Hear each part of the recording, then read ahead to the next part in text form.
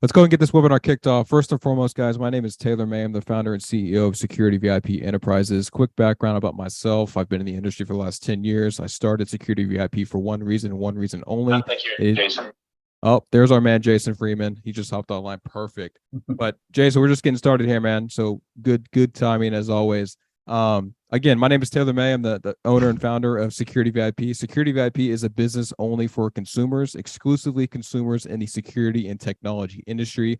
I have a huge passion and respect for end users and consumers from an array of verticals and vertical markets. So my platform and my community that I have built is now over 2,000, about 2,500 consumers across Security VIP from various industries, just like theme parks and retailers, casinos, etc. So if you are interested in learning more about my own company, you can check me out on securityvipenterprises.com, or I just released a smartphone app called VIP Connect that is now out on the app stores, iPhone and Android, that is exclusively for business technology consumers. So check that app out. It is a social networking app exclusively for consumers. All right, enough about me. Let's get this party started. Intro to security robotics. This is a roundtable discussion with some high impact, powerful consumers.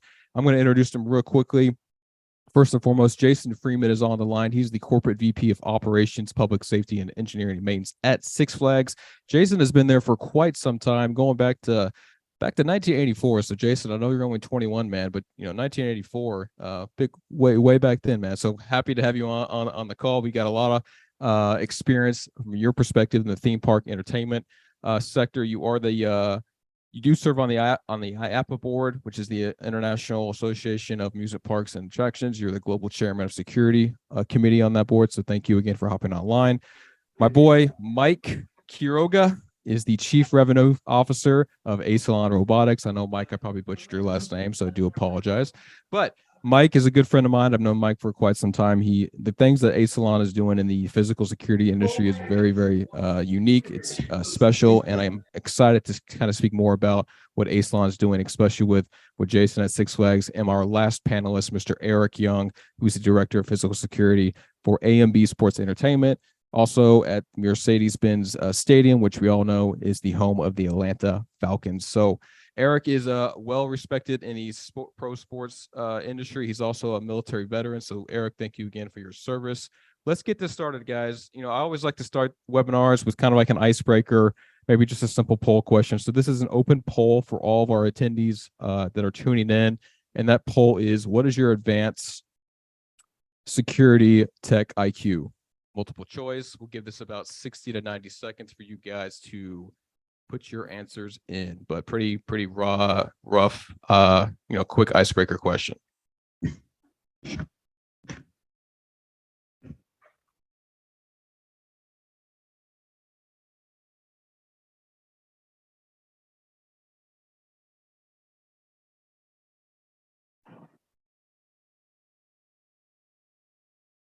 Jason, I know you appreciated that joke about being 21 because I know you're so young.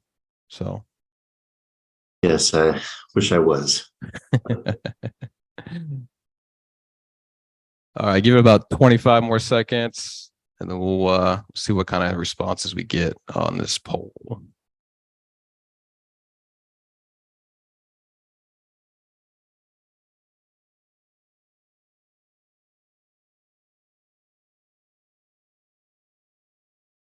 All right, submissions are in. It looks like we got 44% in novice, 35% intermediate, 18% in advanced, and lone and lone wolves. We got about 4% in the expert category. So we got a good mix here, Jason, Eric, Mike, on the panels and the attendee list. So that's good. So let's dive into this, man. Robotics and security automation is I wouldn't say it's new, but it has been around for quite some time. But I feel like in the industry, man, some people do this right and some people do it extremely wrong.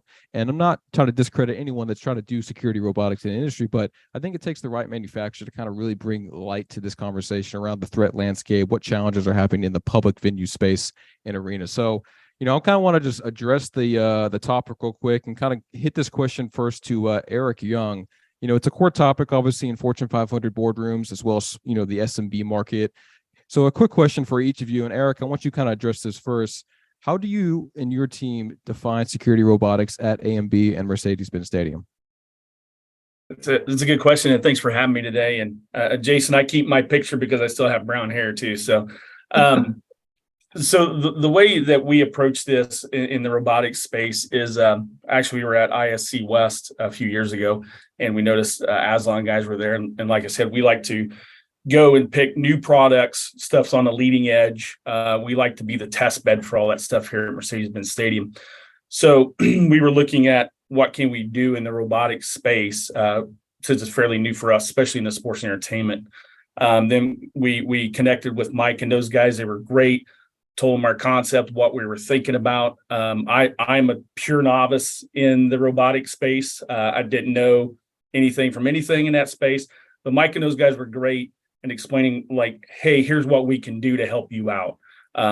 Here's our problem. We've identified our problem. What can you guys do to help us out? And just off that conversation, it spun into where we're up and running our own robot dog here at the stadium. So it's been great. I don't know if that answers your question, but that's kind of how we looked at it. We were looking at, like I said, we are in an urban environment. How can we take the human element out of that and put in something a little bit safer for them? And so that's Asylon was a perfect fit for us in that space.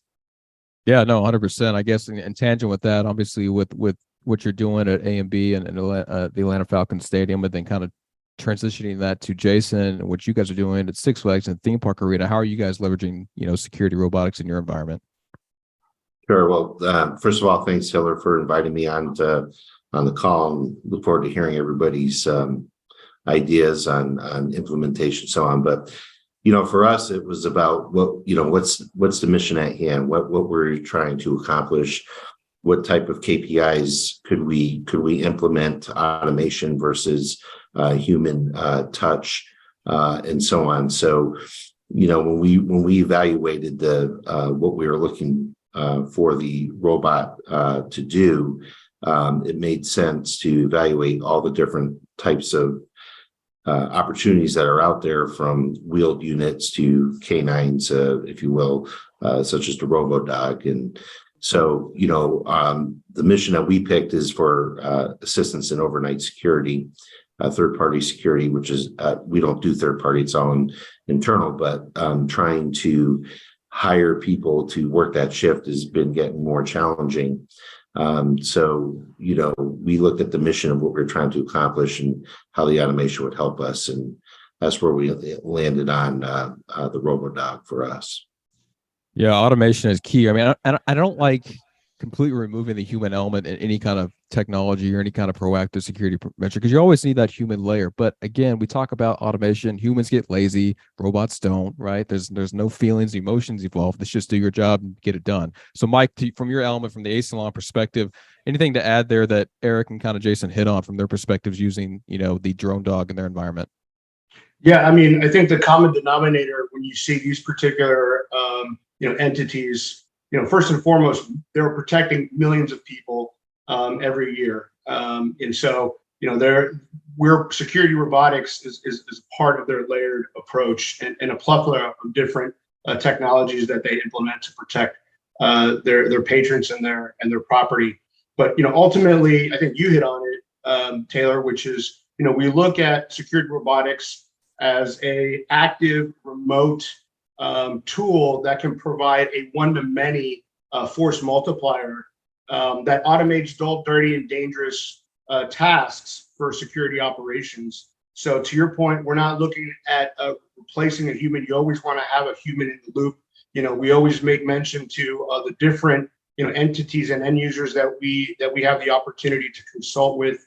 That having a Roomba type robot is not really efficient in the security posture. But having automation and really finely tuned SOPs around these types of implementations are what really allow you to generate that force multiplier, having a human on the loop, but having a fleet of robotic assets being implemented that are, again, automating these dull, dirty, and dangerous tasks that are not fit really for the human condition, right? I mean, you could better utilize that manpower, those resources elsewhere. And I think that'll be the common denominator, as obviously Asylon is privileged to to be taking both, A and B and Six Flags on some of their journey. Some of them are ahead of the other. But you'll see the common denominator is that, they have a unique problem set that they're trying to automate.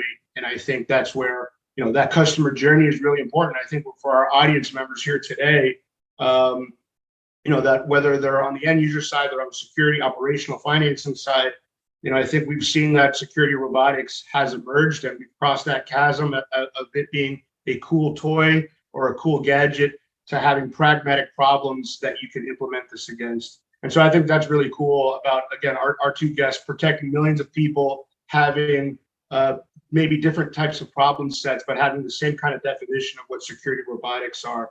So hopefully that touched on that, Taylor, for you. Yeah, no, 100%. I do want to tell the audience real quick. This is being recorded, so anyone that is not on today, we will be sending this out after the call, and you guys can share this appropriately. So I forgot to mention that, so I do apologize. But yeah, 100%, Mike. And I think when you look at this slide in particular, everyone's at a different part in this journey, right? You might not be the beginning, or you might just still try to figure out what's going to work best in your environment. So I guess, Jason, from your perspective at Six Flags, talk about your security robotics journey right now at the theme parks and kind of how you're leveraging this flywheel essentially that you see on this slide. Yeah, so we're pretty much at the end. We're at the point of deployment. We've done, our research. We've picked the type of automation that we want, the type of robot that we want to be able to do the job that we have at hand. And what's important with all this is that it is a layered strategy. So you want to be able to layer automation into what you currently have. So to the point earlier, we're not looking to replace the human element.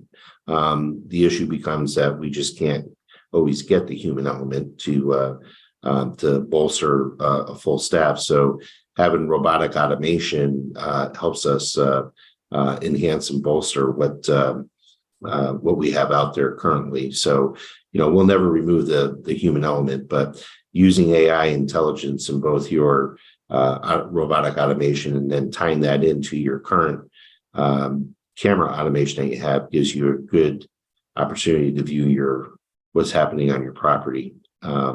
So we have done almost all of this graph, and we're at the point of trying to get ready to deploy. We've done a strong pilot at a couple of our parks. Again, it's picking the right asset as well. There's a lot of different types of robots that are out there, and again, you just have to pick the asset that you need for your mission that you're trying to get accomplished. So to your point, Taylor, we're pretty much at the end of this road. It's been a journey. It's been over a year and a half in trying to pick the right technology for the right job assignment.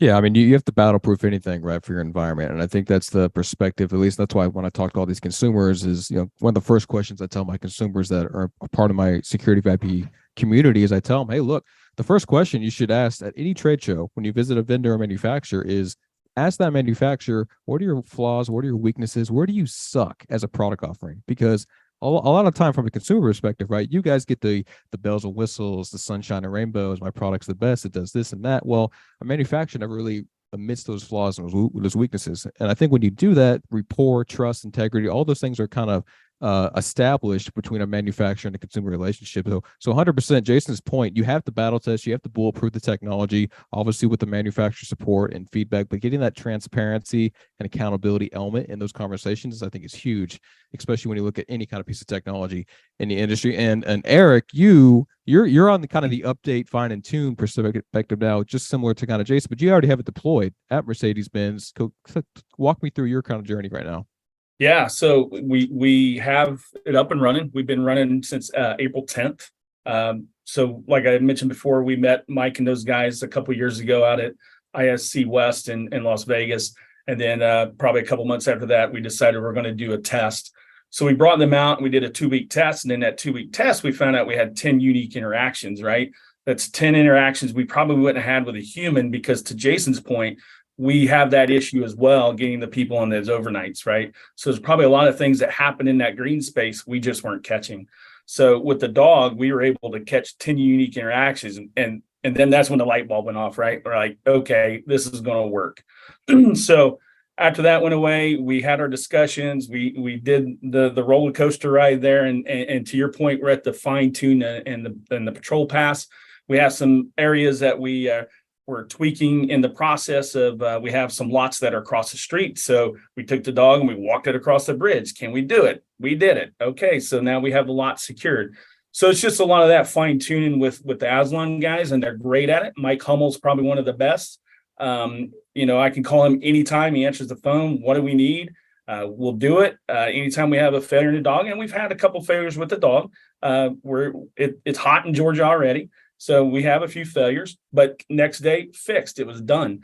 So that builds into your point about the manufacturer and who you're working with.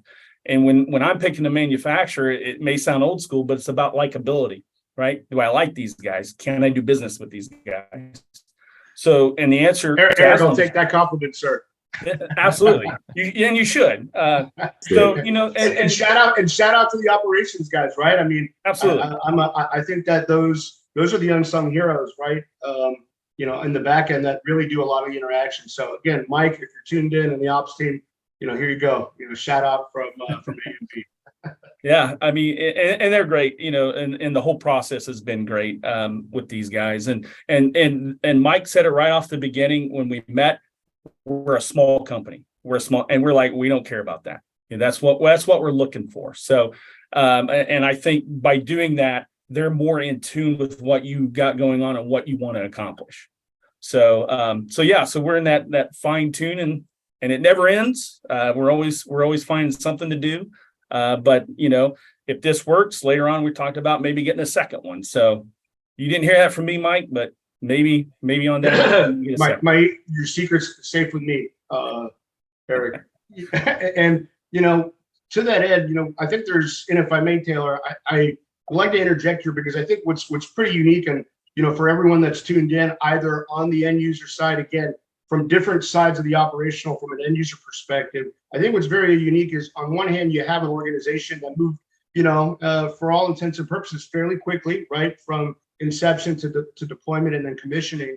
And then you have an organization that is also moving fairly quickly for the innovation side of the house, but from a traditional security standard has a different journey. And I think, if I may, Jason, maybe I'll start with you, peeling that a little bit back, because I think the journey that we took, as you mentioned, that's been over a year already, that journey that you're on, has a lot of the finer points to it. You guys were trailblazers, so you kind of have a lot of the arrows, right, from first mover. So I'd love to maybe just pick your brain a little bit on, what were your processes and why would a perception of that, 12 plus months, how did that happen? So essentially.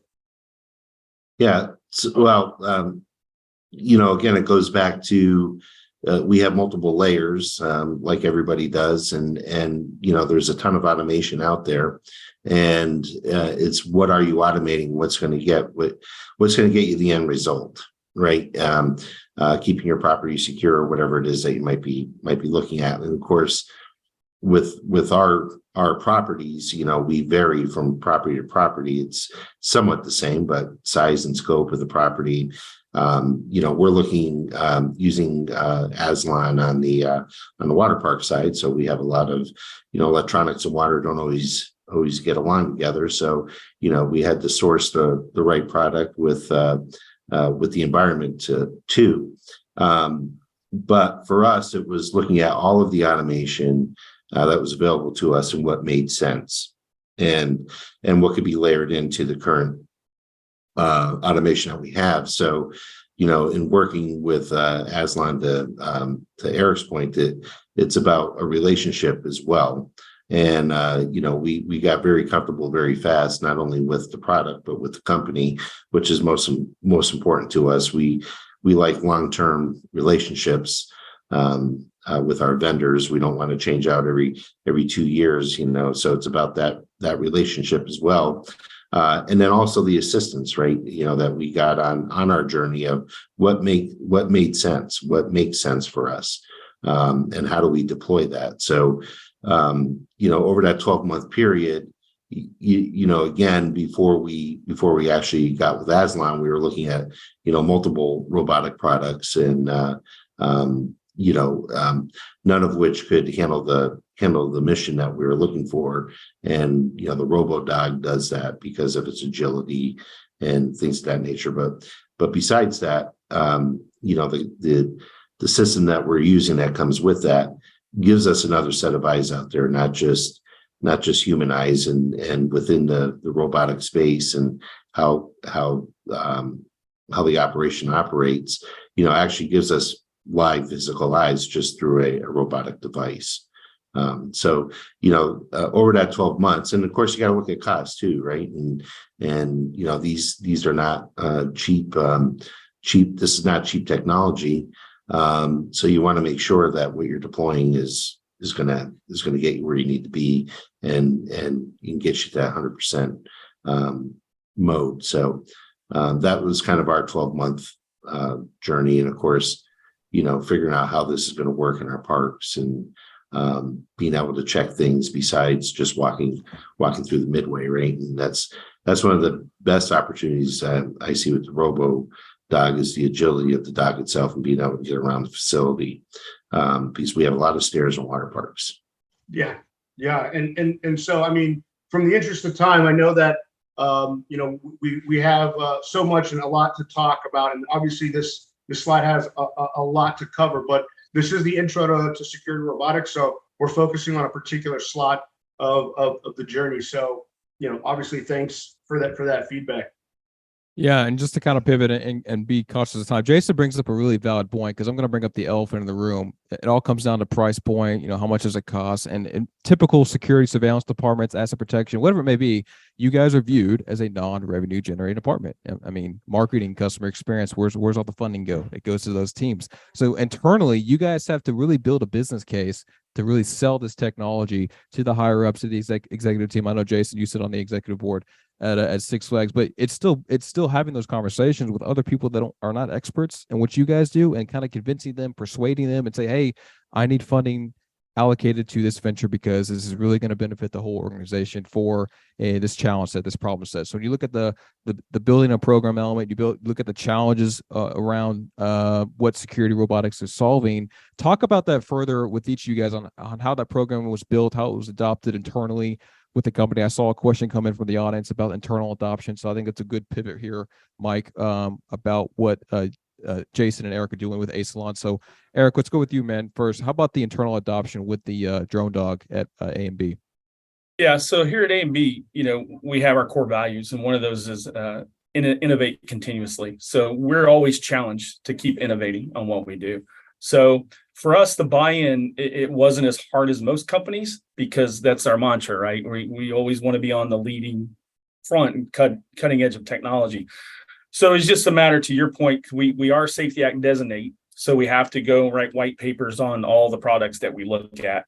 So then we get those together and we put them together, and then we put it in front of our COO.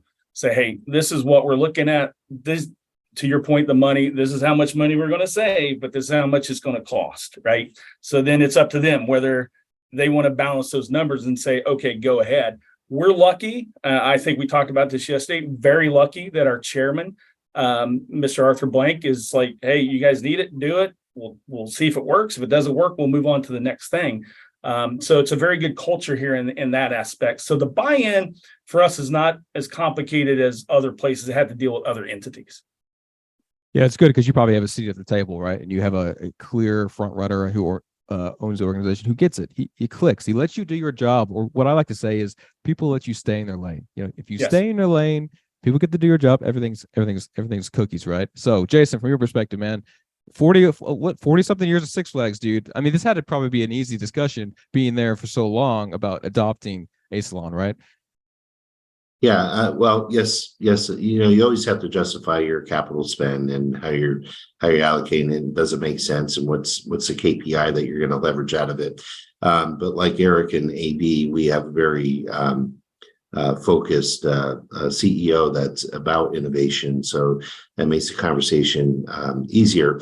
But obviously, Six Flags is always about innovation. If you look behind me, we have one of our high-end roller coasters. I mean, everything we do is about innovation. So it's a little bit easier of the conversation. But it's when we look at capital purchases of this nature, whether it's security or what it might be, it's what does it do to create a frictionless environment? We want less friction for our team members when deploying an asset.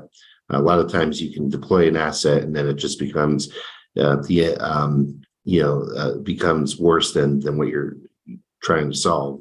So, you want to make sure that what you're deploying is going to create a frictionless environment and going to, bring something back to the table. So, again, we looked at the KPIs of this. We looked at the cost metrics, which we're still doing in some aspects. And obviously you're going to have built-in savings, labor savings as well, but that can't be your driving force on that. So, but innovation does come a little easier for us here at Six Flags. So it's a more of a easy sell, but it has to be justifiable, just like everything. And, we have to show what the technology is going to do to create a better, safer, stronger, more secure environment. Yeah, 100%. It's funny, man, because I've got an end user board, a consumer board, a security VIP, and I kind of pick and choose who I let on that board, because what I typically find is there's only like a select few in each industry that are really pioneers in the industry that are really taking the next step. And this is not to discredit any consumer, but there's select few people that really just take that progressive and proactive step towards improving the whole security, public safety posture. And I think, Eric, what you're doing at Mercedes-Benz, you're doing exactly that. Jason, it's clear that you guys are kind of the clear leader in theme parks and entertainment at Six Flags and what you guys do from a perspective. So it's really, really assuring, guys. You've got two enterprise Fortune 500 players here on the call that are really taking that next step and really kind of setting the example for other consumers to listen to and kind of rely on, right? Because I think it's what we miss sometimes in the industry is that consumer engagement. It's that consumer-to-consumer connection that you guys can probably share with each other. Even if you're a smaller player in the market, you can still learn from other smaller players and big players can learn from small players. So there's a lot of things here that we can kind of connect the dots on what you guys are doing from a security proactive standpoint. So I know we're cautious of time, but Mike, it's a good time, I think, and kind of the sweet treat of this webinar is to go right into that drone dock demo that Eric is already deployed at A&B. So I'm going to turn it over now to both Mike and Eric to kind of walk you guys through this special treat here on the webinar. Yeah, so I think, before we get into it, just a quick highlight of, what Mercedes-Benz is pioneering in their space, right? First 60 days, 367 missions, total miles patrolled, 301 miles patrolled. And then, as you mentioned, 28 security events. So just a snapshot. Obviously, Eric, maybe you can talk to that GIF there on the right, the thermal video, in terms of one of the, interdictions that we're doing on a daily basis.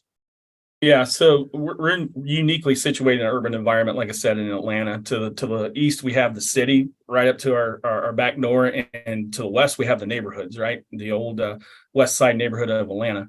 So we do have a lot of residentially challenged folks that traverse our space to get from the neighborhoods to the downtown, and that green space is very inviting. So what we find is this is an open park. It's open from sunrise to sunset, just like all the other parks. So we deploy at night. And then what we find is a lot of on this video, like you're seeing, is you can't see it. If a guy was out there, he wouldn't see it. So we like the night vision capability, because then we can catch things like this. And then at the same time, our guys are seeing this in our command center live, and they're radioing to our patrol what they're walking into and what they're seeing. So it's great in that aspect. But that's what you're seeing here is a residentially challenged person. They like to set up in this space, and it's just a constant, hey, keep moving along, or they need some type of assistance. Yeah, and I think we're going to get a nice treat here, where we're going to go to, this is actually recorded video at night from your facility. Maybe you can walk us through, how this is being looked at with your personnel in the Security Operations Center, et cetera. Yeah, so this is that bridge I was talking about that goes across, it's actually a state highway. And we have a couple parking lots on that side. And we found out that some of those parking lots have the aluminum fences that the residentially challenged folks like to take. So this was one of the things I challenged Asylon with was, hey, we need to take this thing across the bridge and we need to look at these lots. So we did some testing. We said we could do it. So at least 2 or 3 times a night, we like to run it across the bridge to take a look.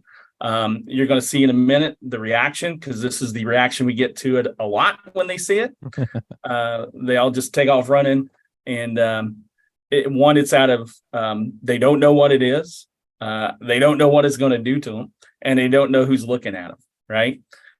So it's a deterrent in that way to keep some of the residentially challenged folks out, and just the kids in the neighborhood that just want to come over. And there's a playground there. They like to hang out there, towards the end of the night, especially in the summer. So this is what you're seeing is us going across that bridge and interacting with folks. So Eric, that's an important distinction, right? Because, as we take different end users across this journey, one of the questions we get often is, what's the difference between a camera and a robot, fixed position camera? Why don't I just put up a couple of different cameras? And obviously what you're seeing here is the big distinction, right? I mean, essentially a robot is an active response, two-way interaction. It's an extension, a physical extension of a personnel. And so a camera, has, for better or worse, has lost that deterrence capability. People have come to be numb to these types of things, and it's a very passive sensor. So, I mean, I think you guys are seeing firsthand on how that engagement could be. And then obviously we're releasing our two-way audio with this here shortly. So I think, both the theme parks and obviously A&B Stadium will be the beneficiary of now having that added capability of both vision and communication. Yeah, this is great too. I mean, just real quick, Eric, going back to we keep talking about the human element, we keep talking about layers and everything like that. But again, imagine putting a human trying to do this job and chasing kids, and maybe those kids were armed, right? Maybe those kids are carrying something. They could have been a casualty on property, but instead you're setting more of a proactive unit that is autonomous, to Mike's point, that has capability with sensors. And you're doing this from a safety perspective, but also a liability perspective to your own employees that could potentially be in danger, could not. Just kind of that what if scenario we kind of almost eliminate with Asylon's drone dog. Yeah, for sure. And this is another instance right here that you're seeing the reaction with the police. Like I mentioned earlier before the call, we're lucky we have our own police department right across the street, the Georgia World Congress Center Authority. It's a state police force, and we have them in our backyard. So when we do have these situations, it's a matter of calling them. They come over, and then we're watching this live. To your point, Mike, this is something you wouldn't get unless you had a body cam on, right? You wouldn't get this footage, but then you have to put a human there. And we don't know what the situation is, right? She just needed help, but we don't know that. Yeah, I mean, it's dual dirty dangerous, right? I mean, it's a de-escalation tool. We're seeing a lot of this in the dual use sector, from law enforcement and public safety, right? And obviously you're seeing de-escalation is the way to go. How do we remove, our personnel from harm's way and potentially de-escalate these types of scenarios? And then again, just a proven technique that I think is going to be more and more prevalent as we start to see a lot of these different interactions for the positive, right? And I think that's what we're trying to highlight here is it's having a positive impact in the community. It's having a positive impact within the A&B organization. And we're continuing to innovate, right? Touching on part of this journey. For those tuning in, Asylon has failed. We were very upfront about our failures in a lot of these, connectivity initially was something, and we have some pretty exciting stuff that I won't take any thunder away, Eric, announcing some, connectivity type partnerships that have been enhanced through this type of deployment. So, really exciting. You're seeing the automated docking, the doghouse side of the house, which again is really one of the key components of automating the ground-based asset is, the back-end power, payload, and data capture, which allows us to, do these missions day in and day out and completely remove that human operator, not swapping out batteries locally. So I think that's a huge thing that I want to touch. But I know we're up against some time here, Taylor. Again, I'll defer back to you, and I apologize for taking some of that time there. No, you're good. I was just going to point to Jason real quick. I guess, Jason, I can expect these dogs to bring my beer and hot dog at Six Flags now, right? Well, we're looking at everything. What kind of dual opportunity do we have? And they do carry a nice little payload. So, There you go. it might not be too far in the future where you use your mobile dining app and at one of the cabanas in a water park and order your food, and it comes out with the use of a robo dog. So there's all types of opportunities out there that are going to be organic as we start, looking at this. And, I think, first and foremost, obviously, I'm looking at it as a security opportunity and helping to keep our property secure overnight. The nice thing about this, too, is that it ties into our regular system as well of cameras and smart technology to be able to track people as they go through the facility. Not just with the Robotic trying to keep up with them. So we're excited about the future and all. So, but there are some other opportunities out there besides just security with this type of automation. Love it. Robots and alcohol. I love it, man. That's the future, right? No. All right. So I think I know we're constrained on time here, guys. I want to take 5 to 10 minutes for Q&A. I know we got a couple questions, guys, here in the chat. I know this was kind of a compressed webinar, but I trust, Mike and the Asylon team will probably do a lot more of these with, whether it's Jason, Eric, or maybe some more consumers of Asylon. But let's just take a question real quick. I'll take a couple questions here. Question that came in, guys, and this is open forum. Anyone can take this. Is anyone communicating with intruders through dogs? I know, Mike, you hinted on the two-way audio element. Do you want to take that, or maybe Eric, Jason, you guys can take that? I'll jump in from the tech perspective. So through the feedback loop, again, we have close to 35,000 remote automated missions from the Asylon side. So through that rigorous feedback loop from end users from across different verticals, two-way audio and communication has been one of the capabilities that have been at the top of the list, and that was a feature that we unveiled at ISC West earlier this year. Obviously in the beta format, and we're about to release that this year. So again, Eric is probably going to be one of the first entities to get that capability, and so you will have the opportunity to do two-way audio and communicate through the dog. I think it's self-evident how beneficial that would be from a capabilities perspective, as we've just seen some through the A and B video as an example. But yeah, I'll leave it at that. Awesome. Yeah, it looks like some of these questions got answered by Ryan. So Ryan, thank you. Another one just came in. Let's take this one real quick, guys. How do you achieve the full coverage connectivity on the site? Do you need Wi-Fi everywhere? So I'll defer to Eric since this is a fresh topic that we've been accomplishing, and one of our where do we stuck type initial conversations that we had with Eric, that would be some of our challenges, and I think we've come out on the other end. So Eric, I'll let you answer that one. Yeah, so we're an AT&T building that's a sponsor here, and so we came in initially, and it was running on Verizon. We got approached by AT&T, and don't get me wrong, Verizon, when we ran the dog around for the test, we lost no connectivity anywhere in the building.